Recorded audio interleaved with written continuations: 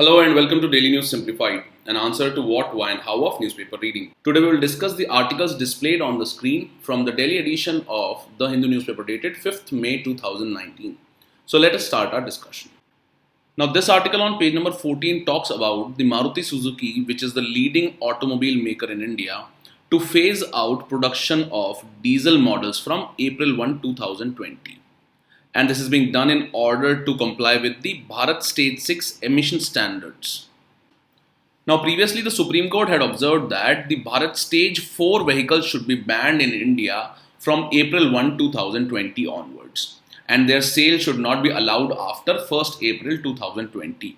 So it is in this line that the leading automobile maker Maruti Suzuki has decided to phase out the diesel models. So in this article, let us try to understand some key points. And after that, we will revise the news article which we had discussed regarding the Supreme Court's ban on the sale of Bharat 4 stage vehicles. Now, Maruti Suzuki has taken this decision to ban the diesel models from April 2020 because the diesel engines will now be costlier by up to Rs 1.5 lakhs.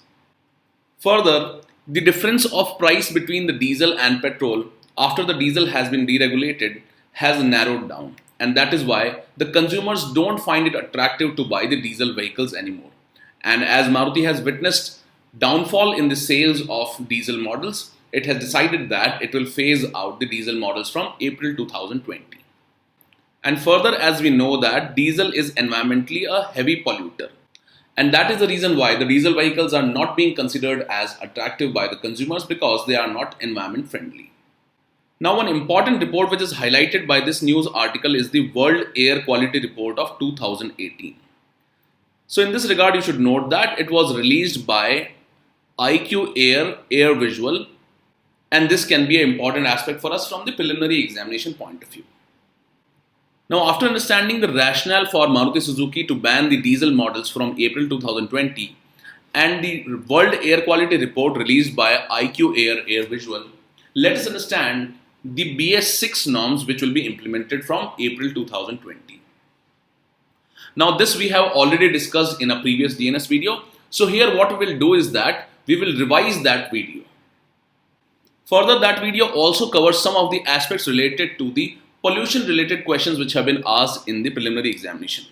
So let us revise that video first. This article on page number 10 is related to Supreme Court's ban on the sale of BS4 vehicles from 2020. So this will form a part of the preliminary examination syllabus under the topic General Issues on Environment. And this forms a part of a very important topic for your preliminary examination point of view, that is air pollution. Now if you look at the questions that were asked in the preliminary examination in the previous years, you will find that many questions have been asked based on the air pollution. For example, there was one question in the year 2016, another question was asked in 2014, there were two questions in the preliminary examination in 2013, and there was another question in 2011. So this becomes very important for us from preliminary examination point of view. So first let us try to understand what is meant by the BS4 and BS6 norms, what is the current status of their implementation, and we will also try to solve these questions in the end of our discussion. Now this article is in news because Supreme Court has banned the sale and registration of motor vehicles which conform to the emission standards of Bharat Stage 4 in the entire economy from April 1, 2020. Now this means that any vehicle which conforms to the Bharat Stage 4 emission norms cannot be sold or registered after April 1, 2020. And in this regard, the country will have to shift to cleaner Bharat 6 fuel norms by April 1, 2020. And you should know that Bharat stage emission norms are standards which are instituted by the government to regulate output of air pollutants from motor vehicles. Now, what are the Bharat stage emission standards? So these are the standards instituted by the government to regulate the output of air pollutions from the motor vehicles from internal combustion engine equipments, which include motor vehicles. Now the Bharat stage emission standards are similar to the European emission norms, and India has been following those norms. However, the implementation of the BS4 emission standard has been delayed as compared to the European emission norms. Further, the BS4 norms had been enforced in the country since April 2017. However, another important fact is that the government is planning to skip the BS5 norms, and it is directly introducing the adoption of BS6 norms by 2020. So this is an important fact and should be kept in mind that BS5 norms have actually never been implemented or will never be implemented. And these BS5 norms were originally scheduled for 2019. However, now the government will skip the implementation of BS5 standard and it is directly moving on to BS6 from the currently implemented BS4 norms. So these are some of the facts related to the Bharat Stage Emission Standard norms. Now let us understand the difference between the BS4 and the BS6 standards. So the first main difference between the BS4 and the BS6 standards is related to the presence of sulfur in the vehicular pollution. And regarding this, the BS6 fuel is estimated to bring down about 80% reduction in the emission of sulfur. And you should know that under the BS4 norms, the emission standards were about 50 parts per million and now it has been brought down to 10 parts per million under the BS6. Further, by the implementation of BS6 norm, the harmful nitrogen oxides from the diesel cars can be brought down by nearly 70%. And similarly, the nitrous oxide emissions can be brought down in petrol cars by 25%. The third major aspect is related to the particulate matter. And we know that these are the most harmful components of air pollution. And these include the PM 2.5 emission and the PM 10 emissions. So by the implementation of BS6 standards, the emission of particulate matter in the diesel cars can be brought down by about 80%. So these are the three important benefits of implementation of BS6 norms and they are an improvement over the BS4 norms. So all these points should be kept in mind from your preliminary examination point of view. Now as UPSC has previously asked questions related to the pollutants emitted by the thermal power plants and the steel industry, you should try and learn about the major pollutants emitted by the vehicles. So the pollutants emitted by the vehicles become important for us from exam point of view. So the first kind of pollutants are the particulate matter. The second major pollutants that are emitted by the vehicles include the volatile organic compounds and these include benzene, acetaldehyde and butadiene. And these volatile organic compounds are very dangerous because these pollutants react with nitrogen oxides in the presence of sunlight and they form ground level ozone. And you should know that it is a major ingredient of the smog. And it is due to the reaction of volatile organic compounds, you should know that photochemical smog is formed. And the three other pollutants emitted by vehicles include the nitrogen oxides, sulfur oxides and greenhouse gases like CO2. And you know that nitrogen oxides and sulfur oxides are important components of the acid rain. So all these pollutants should be kept in mind from exam point of view. Now the question that was asked in 2016 required us to identify the atmospheric gases which are considered in calculating the air quality index. Now if you look at the gases, you will identify that carbon dioxide is not considered for calculation of air quality index. And by this you can easily eliminate the A, C and D options. So the correct answer comes out to be carbon monoxide, nitrogen dioxide and sulfur dioxide. And similarly, methane is also not considered for the calculation of air quality index. However, you should further learn about the gases which are considered for the calculation of air quality index. Now the question that was asked in 2014 read, which of the following are some important pollutants released by the steel industry in India? The gases given are oxides of sulfur, oxides of nitrogen, carbon monoxide and carbon dioxide. The correct answer was D because all of these pollutants are released by the steel industry in India. Now if you look at the question that was asked in 2013, it reads, photochemical smog is a resultant of the reaction among. Now the correct answer in this case was nitrogen dioxide, ozone and peroxyacetyl nitrate in the presence of sunlight. Now if you go through the NCERT of class 11th of chemistry subject, you will find that there is a chapter named environmental chemistry. This chapter talks about various kinds of pollutions, for example, atmospheric pollution, which includes tropospheric pollution, acid rains, and it also talks about the formation of photochemical smog. Now, regarding the photochemical smog, this chapter says that nitrogen dioxide and ozone are strong oxidizing agents and can react with unburned hydrocarbons in the polluted air to form chemicals such as formaldehyde, acrolein, and peroxyacetyl nitrate or PAN. So these were precisely the options that were given in the exam of 2013. So you should go through this chapter of class 11th NCERT to understand the various kinds of environmental pollutions. Now regarding another question that was asked in 2013, it reads, acid rain is caused by pollution of environment by. So the correct answer in this case was nitrous oxide and sulfur dioxide. Now, regarding the question that was asked in 2011, the question reads, which of the above is or are the emissions from coal combustion at the thermal power plants? And the gases given are carbon dioxide, oxides of nitrogen, and oxides of sulfur. So, all the three are correct. Hence, the correct answer was D, that is 1, 2, and 3. Now, after going through this article, you should try and solve these questions from preliminary examination point of view and put your answers in the comment section. With this, let us move on to the next article. Now, this article on page number 14 talks about the legal battle that has started between PepsiCo and the farmers in Gujarat. And in this legal battle, the PepsiCo has dragged the potato farmers from Gujarat to court for allegedly growing its registered potato variety, which is used to make the Lay's chips. And in this legal battle, both the farmers as well as the PepsiCo is claiming that their right, which is protected under the Protection of Plant Varieties and Farmers' Right Act 2001, has been infringed. So this will form a part of the preliminary examination syllabus under the topic polity, in which it will be included in the rights issues. So it becomes important for us to understand the basics of the Protection of Plant Varieties and Farmers' Right Act 2001.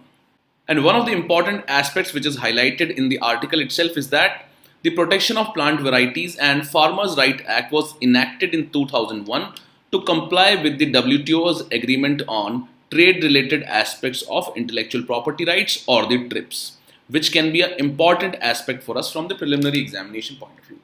And you can find a statement in the exam claiming that the PPV and Farmers' Right Act 2001 was enacted to comply with the WTO's TRIPS agreement. So that statement will be correct. So let us look at some of the key features of this act, which was enacted in 2001 to comply with the trade-related aspects of intellectual property rights of WTO. So the Protection of Plant Variety and Farmers' Right Act 2001 is an act of the Parliament of India, and it was enacted to provide for establishment of an effective system for the protection of plant varieties, the rights of farmers, and the plant breeders. And this was done in order to encourage the development and cultivation of new varieties of plants. And to accelerate the agricultural development in India, it was realized that it is necessary to protect plant breeders' rights to stimulate investment for research and development for the development of new plant varieties. So in order to develop new plant varieties and to improve investment and research in these new plant varieties, it was realized that such an act should provide protection to the rights of the plant varieties, the rights of farmers, as well as the plant breeders. And such a protection was likely to facilitate the growth of seed industry, which will ensure the availability of high quality seeds and planting materials to the farmers. So such a protection has been provided in this act to promote and boost investment and research in new plant varieties, and also to facilitate the growth of seed industry. And this will ensure the availability of high quality seeds and planting materials to the farmers. Further, this act was enacted in accordance with the Agreement on Trade-Related Aspects of Intellectual Property Rights, or the TRIPS of the WTO.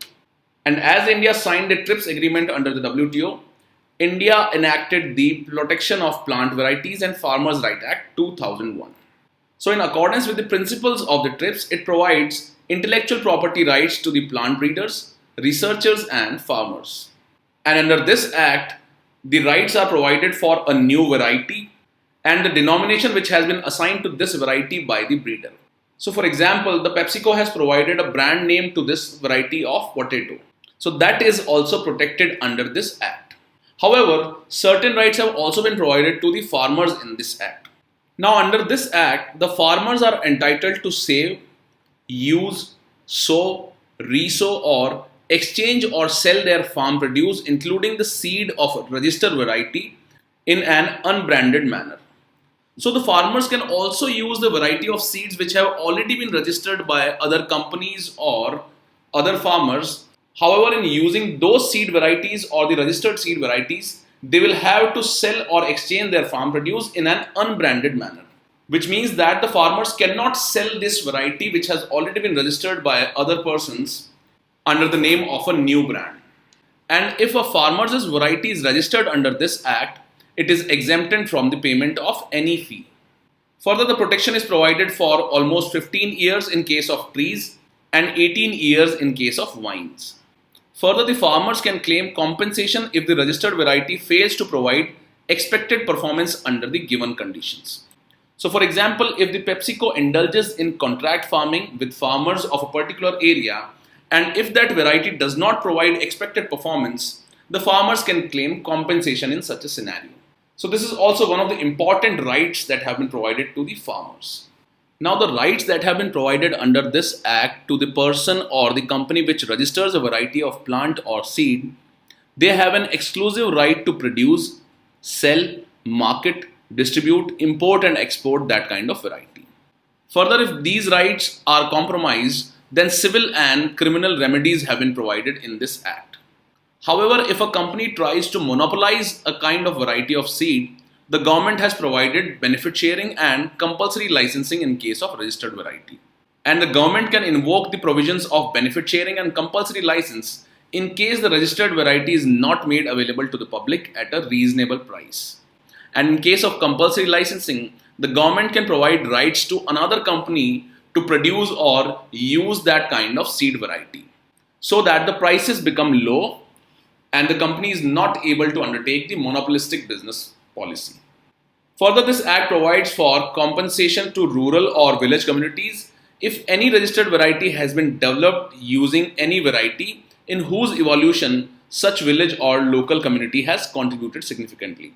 So, if a village or a rural community has contributed in the evolution of a particular variety, and if another company gets it registered, then these villagers and rural communities have to be compensated by that company. So, for example, a company A gets a seed S registered, and in the evolution of this seed or plant variety, the village or the rural community has contributed. So, in such a scenario, the company A will have to compensate the rural communities as well as the villagers. Now, as this act provides rights to the plant breeders to sell, market or distribute their product, and also it provides right to the farmers who can also use a registered variety, however, in an unbranded manner, it has led to this issue which has arisen in the state of Gujarat, where PepsiCo has sued some of the farmers for growing the variety which was registered by Pepsi. Now, after protests by the farming communities and farming organizations, the Pepsi has now withdrawn the case. Further, an authority has also been created under this act, and the name of this authority is the Protection of Plant Varieties and Farmers' Rights Authority of India. So, it is a statutory body and has been created by the Plant Varieties and Farmers' Right Act of 2001. So, the important points for us from the preliminary examination point of view are that this act was created in 2001 in accordance with the TRIPS agreement of WTO.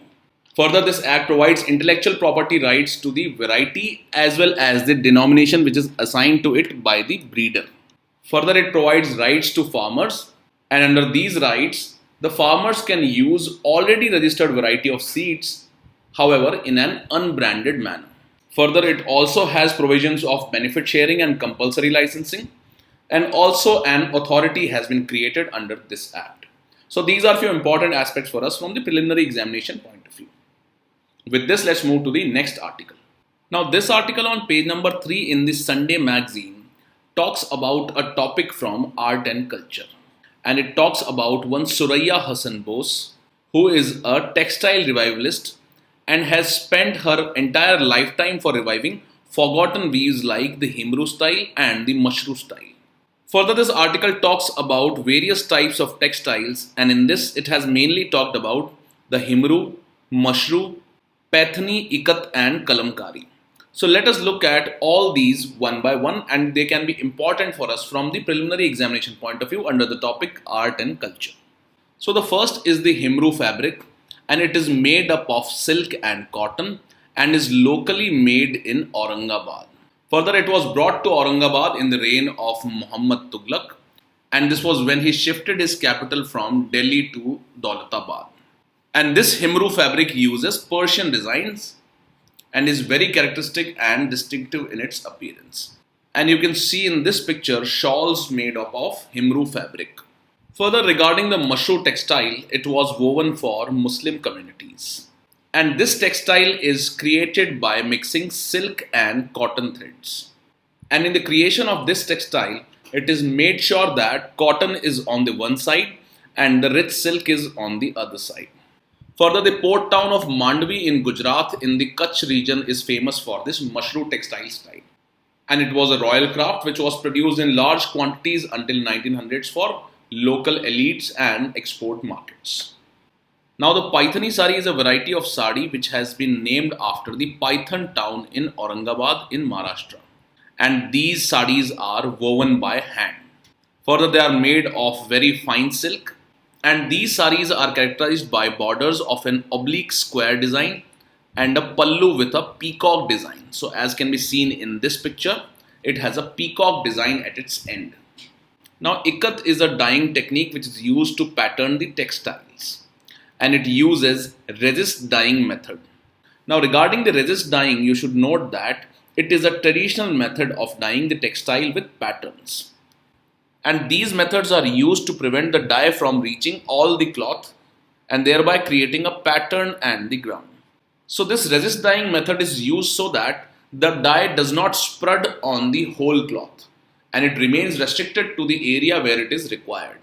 Now one of the important textiles in India which is using the Ikat style is the Odisha Ikat, and it has originated in the Sambalpur district in Odisha. It is also known as Bandha of Odisha and has also received a geographical indication tag. And the last one is Kalamkari, which is a type of hand painted or block printed cotton textile, and it is produced in the Indian states of Andhra Pradesh and Telangana. Further, only natural dyes are used in Kalamkari and it involves 23 steps. Further, there are two styles of the Kalamkari, and these are the Sri Kalahasti style and the Machilipatnam style. And in this Sri Kalahasti style, the kalam or the pen is used, and that is why it has been named as Kalamkari. And this kalam is used for freehand drawing of the subject and filling in the colors and is entirely hand worked. So as can be seen in this picture, all the colors have been filled by the hand by the use of kalam, and that is why it is known as Kalamkari. And previously in the year 2015 in the preliminary examination, a question was asked related to Kalamkari, and it required us to identify that it is a hand block printing cotton textile style prevalent in the southern India. Now besides all these styles that we have discussed here, in a previous DNS video we have also discussed the famous Thanjavur painting style, the painting styles that have been discussed in the NCERT. So let us revise that video again. This news article on page number 1 is related to the Thanjavur paintings. So this will form a part of the preliminary examination syllabus under the topic History of India and in the mains examination syllabus under the topic Indian Culture. Now this is important for us because previously in the preliminary examinations, two questions have been asked based on the major painting types. The first question was asked in 2013 and it was about the mural paintings. And in 2015, a question was asked related to the Kalamkari painting. So this topic becomes important for us from prelims point of view. So under this article, we will try to understand some of the basic features and aspects of the Thanjavur style of paintings. Now the Thanjavur painting is a classical South Indian painting style, and it started in the town of Thanjavur or Tanjore in Tamil Nadu. Further, Tanjore painting is an interesting combination of art and craft, and it started in the Thanjavur region in Tamil Nadu under the Maratha influence. And an important feature of this type of painting is that aristocratic or religious figures are adorned with jewelry. As can be seen in this picture, the religious figures are adorned with elaborate jewelry. Further, these religious figures or aristocratic figures are surrounded by elaborate architectural arches or doorways. So these arches can be seen in the picture here. And the most important or the distinguishing feature of this type of painting is that it is famous for its gold coating. Now originally it was done on wood and it used semi-precious stones. And later the paintings were executed on glass. So it is done on both wood and glass. Now the important aspect of glass type of painting is that it is colored from outside inwards. That is, it is started from the outside and then the artist moves inwards. So the outlines and the final touches have to be done first, since the artist paints the picture from reverse side of the glass. Another important fact that is related to Thanjavur painting is that it was accorded geographical indication tag in the year 2007 and 8. Now the subjects of most of the paintings are Hindu gods and goddesses or saints. Further, episodes from Hindu Purans and Sthala Purans and other religious texts are visualized in these kind of paintings. Now, as these Thanjavur paintings are done on wooden planks, these are also referred to as Palgai Padam in local language. Now, Palgai means wooden plank and Padam means picture. So, the local name of Thanjavur painting is Palgai Padam. Now, to learn about the important paintings of India, a good source is the Class 11th NCERT Living Craft Traditions of India. Now, in this chapter, you will see that some of the important regional paintings are given. For example, the Kalighat painting of West Bengal, the Mithila painting of Bihar, the Kalamkari painting of Andhra Pradesh, on which a question was also asked in the year 2015. The timeline of wall paintings has also been provided in this chapter of the NCERT. The chapter throws light on some of the important styles of painting in India. These include the Worli paintings of Maharashtra, the Tanjore painting or the Thanjavur painting, which we have discussed in this article. The chapter also discusses about the painting of the palms, the Mithila painting of Bihar, and it also discusses the Jharna Patra Chitra of West Bengal. Further, it throws light on the Patta Chitra of Orissa. Now, as some of the important paintings of India have been discussed in this chapter of NCERT of class 11th, you should try and read this chapter in detail. Now, regarding the questions that were asked in the preliminary examination in the previous years, in the 2013, the question was asked, consider the following historical places and which of the above places is or are known for its mural paintings. Now, mural paintings are the wall paintings. And in this case, the answer is B, that is 1 and 2, as the mural paintings are famous for Ajanta Caves and Lepakshi Temple. Now, the question asked in 2015 was that the Kalamkari painting refers to. As we have seen, it is present in the chapter in the NCERT. So, the correct answer in this case is it is a hand-painted cotton textile in South India. Now, with this, let us move on to the next article. Now, this article on page number 15 talks about the 3D printed human skin which has been created by the IIT Delhi. So, this will form a part of the General Studies paper 3 under the topic technology and also an important topic for us from preliminary examination point of view. And previously in the year 2018 in the prelims examination and in the year 2013 in the mains examination, questions have been asked based on 3D printing technology. So here first let us understand what is the importance and benefits which are likely to arise out of this 3D printed human skin. So this 3D printed human skin has certain features which are similar to the human skin. And these features include structural, mechanical and biochemical features. Now this bioprinted skin model will have applications in testing of cosmetics. And presently the new cosmetics are tested on the skin of animals. So this will help in reducing and probably even replacing the testing on animals. Further, it can be used for testing dermatology drugs on human skin, and also it will help in testing the drugs of personalized medicine. So it can also be used for testing the drugs for personalized medication or administering the medicines. So these are few benefits that are likely to arise out of this 3D printed human skin. Now the concept of 3D printing has already been discussed in a previous DNS video. And various news articles appear in the newspaper related to the 3D printing technology. So let us once again revise that video and get an understanding of the basics of the 3D printing technology. Now this article on page number 18 reads that the first 3D printed heart has human tissues and vessels. So this will form a part of the preliminary examination syllabus as well as mains examination syllabus. And in preliminary examination, it will fall under general science, and in mains examination, it will fall under science and technology, developments and their applications and effects in everyday life. If you go through the previous year questions, in the year 2013, in the mains examination, there was a question related to 3D printing technology. Further, in the year 2018, in the preliminary examination, there was a question related to 3D printing and its application. So in this article, let us try to understand what is meant by 3D printing and what are its important applications. However, in the today's description, you will be provided with the link of a video where you will understand the 3D printing more easily. Now, 3D printing is also known as additive manufacturing. And this is a process of making a three-dimensional solid objects from a digital file, which means that it uses a kind of printer which is already fed with a software and material. So based on the design which is created in the software, this printer now starts printing. So this 3D printer is used for creating 3D objects, and that is why it is known as 3D printing. And regarding this additive process, or additive manufacturing, an object is created by laying down successive layers of material until the object is created. So in this type of manufacturing or production, an object is created layer by layer. So firstly, the bottommost layer will be placed. After that, the layer above that is placed. And ultimately, an object is created by placing these layers successively. So as you can see in this diagram, this object, which is a 3D object, has been created by putting the material layer by layer. So as you can see in this diagram, this rectangle represents one layer of this object.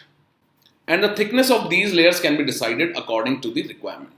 Now this additive manufacturing or 3D printing is different from a previously known method known as the subtractive manufacturing. And this subtractive manufacturing is achieved by cutting out or hollowing out a piece of metal or plastic using a milling machine. So if you look at this diagram, this is an example of subtractive manufacturing, while this is an example of additive manufacturing. So what happens in subtractive manufacturing is that from a full metal piece or a plastic piece, a portion is carved out or cut.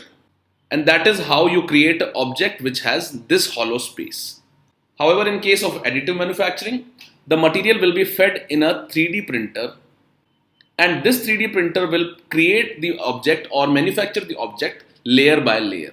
So as you can see in this diagram, this object has been created by placing layers in a successive manner. Now in this case, because the metal was carved out of the original piece of iron or plastic, this is known as subtractive manufacturing because that portion has been subtracted. However, in case of additive manufacturing, no portion has been subtracted and all the layers have been placed successively to create an object. That is why it is known as additive, because it is created by the addition of layer by layer. To further understand the 3D printing, you can go through the link which has been provided in the description. Now this has various applications because it simplifies the manufacturing process by the use of a 3D printer. So it has application in the education fields, and the students can use it to materialize their ideas in a fast and affordable manner. Further, it can be used for rapid prototyping, which means that it can be used to create prototypes for original projects. For example, a builder can use it to create a prototype of his final project, and this can be done using the 3D printing process. Further, it also helps in rapid manufacturing, which means that the manufacturers can produce small or customized manufacturing by the use of 3D printing. Further, it has usage in the automotive industry because the industry can use it to create small parts which can be used in the whole automobile. And similarly, it has usage in aviation and aerospace engineering. Now, one important factor which was also asked in the preliminary of 2018 is the data processing. So in this regard, you should note that a multi-material voxel printing has now been invented. And this method enables the physical visualization of data sets which are associated with scientific imaging. So for example, as you can see, when the big data is used, a lot of graphs are produced, graphs or bar diagrams are produced. So these graphs can be converted into physical visualization by the use of 3D printing. Further, it can also be used for construction of houses. And in this line, a company has already started the construction of houses using the 3D printing technology. Architects are also using this technology to create models for their projects. It also has applications in consumer products. For example, it can be used to create furniture, lighting, or jewelry. In medical and dental application, it is specially used for implants or prosthetics, which are artificial organs which are transplanted in people. For example, if a person loses his hand, a prosthetic can be created by using 3D printing. And finally, food industry is also using this 3D printing technology. And you'll be surprised to know that even NASA is trying to get a pizza which is 3D printed in this space. Now this 3D printing has huge applications because it only uses software models, and the material through which the object has to be created can be fed into this printer. So it simplifies the manufacturing process, and that is why it has large scale application. So as you can see in this question in the 2018, it asked 3D printing has application in which of the following? So the first is preparation of confectionery items. So as we have read, it is used in food manufacturing. Secondly, manufacturing of bionic ears. Yes, it is used in artificial organs creation. Thirdly, it is used in automotive industry. Yes. Fourthly, reconstructive surgeries. which is also correct. And finally, it has uses in data processing technologies. So it has applications in all of them, and the answer is D, that is 1, 2, 3, 4, and 5. With this, let's move to the next article. Now, this article on page number 14 is about a tussle which has started between the Reserve Bank of India and the Supreme Court. So this will form a part of the General Studies paper 3 under the topic Economic Development. Now, in this tussle, the Supreme Court has given an ultimatum to the Reserve Bank of India for providing the details of the willful defaulters. Now, this was based on a contempt petition which was filed by a petitioner against the Reserve Bank of India.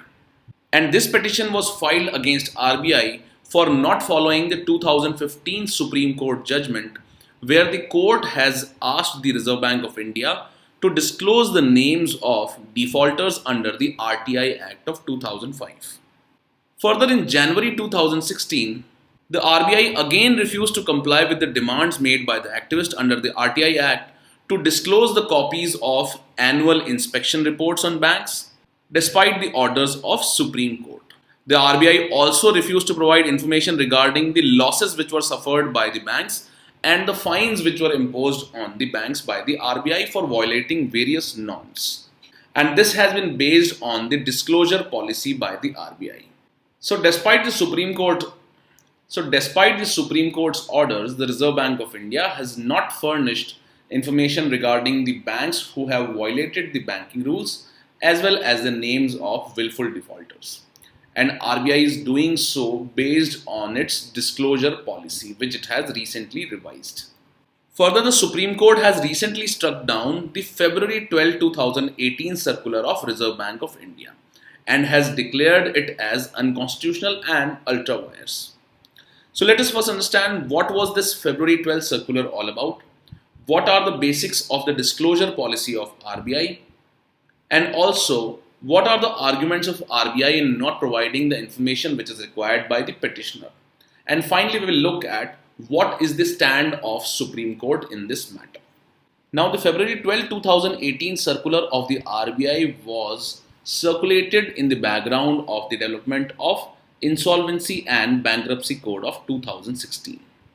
And this circular directed the banks to resolve their troubled loans within a period of 180 days only. And if the banks fail to resolve their bad loans within this given deadline, the bad loan would be sent to bankruptcy courts which have been created under the Bankruptcy Code of 2016. Further, under this circular, the Apex Bank discontinued various programs for banks to restructure their defaulted loans.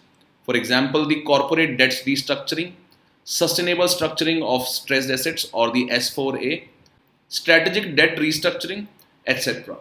And it had made the Insolvency and Bankruptcy Code as the main tool to deal with the defaulters. So this circular had done away with the provisions of restructuring of bad loans and has made the Insolvency and Bankruptcy Code as the main tool. However, this February 12, 2018 circular has been struck down by the Supreme Court of India, and it has declared the circular as unconstitutional and ultra vires. Now, after this, let us look at the disclosure policy which has been released by the RBI, under which it is denying the information which has been required by the petitioner. Now, the background of the disclosure policy is that in the year 2015, the Supreme Court had held that RBI was duty bound to disclose information under the RTI Act.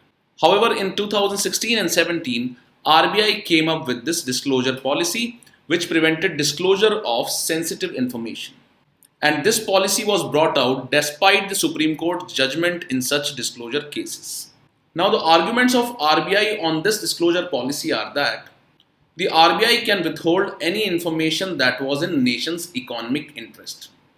Further, the disclosure of sensitive information was prevented to be made public under the Section 8 of the RTI Act. And the RBI is not obligated to provide sensitive information which impacts national interest.